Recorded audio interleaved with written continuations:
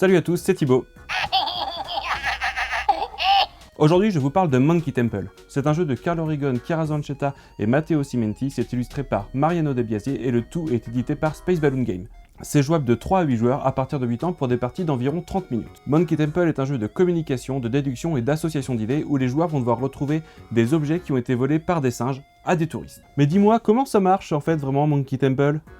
À chaque tour de jeu, un des joueurs va être nommé singe chapardeur. Il devra mettre en place 4 objets qui ont été volés par les singes du temple et aussi 4 touristes qui se sont fait justement voler des objets. Puis ensuite, il va devoir attribuer des jetons numérotés aux différents personnages pour dire quel personnage s'est fait voler un objet. Il a la possibilité de les mettre sur les personnages ou sur un des joueurs autour de la table. Évidemment, l'idée c'est de faire ça de manière logique pour que ses petits camarades puissent les retrouver assez facilement. Une fois positionné, il n'a plus le droit de communiquer. Les autres joueurs autour de la table qui sont les gardiens pour ce tour vont devoir attribuer des singes à chaque personnage pour dire tel objet est relié à tel personnage. Et c'est là que les joueurs vont devoir faire preuve d'un minimum de logique. Pour les joueurs, par exemple, le numéro 1, un poison, va être attribué à ce personnage-là qui rappelle étrangement Walter White de la série Breaking Bad et qui produit de la drogue, donc un poison. Ça serait une bonne idée de le mettre là, par exemple. Ou alors, ce superbe legging léopard doit sûrement appartenir à cette jeune écolière qui porte des collants, par exemple. Et on va les attribuer ainsi de suite, tout en respectant une certaine logique, et bien sûr, par concertation de tous les joueurs. Puis ensuite, on va vérifier si les choix des joueurs étaient les mêmes que ceux du singe chapardeur. En effet, si cette beauté de pantalon moulant appartenait bien à l'écolière, le poison appartenait bien à ce fameux Walter White. Jusqu'ici, tout se passe bien.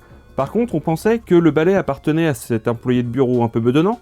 Ah non, le singe chapardeur ne lui avait rien volé. Donc l'objet numéro 3 a été mal attribué et c'est donc un point négatif pour toute l'équipe.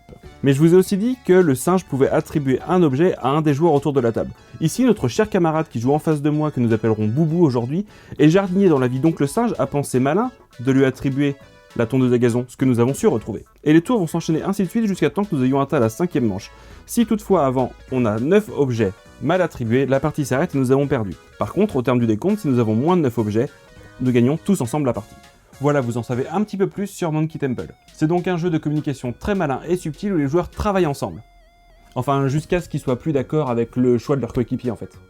C'est rapide et simple à mettre en place pour des parties courtes qui se renouvellent à chaque fois. Et puis surtout, c'est drôle. Donc n'hésitez pas à liker la vidéo, à vous abonner à la chaîne, ça doit être par là, comme ça vous serez mis au courant de toutes les nouveautés qui arrivent. En attendant, jouez bien, à bientôt, ciao!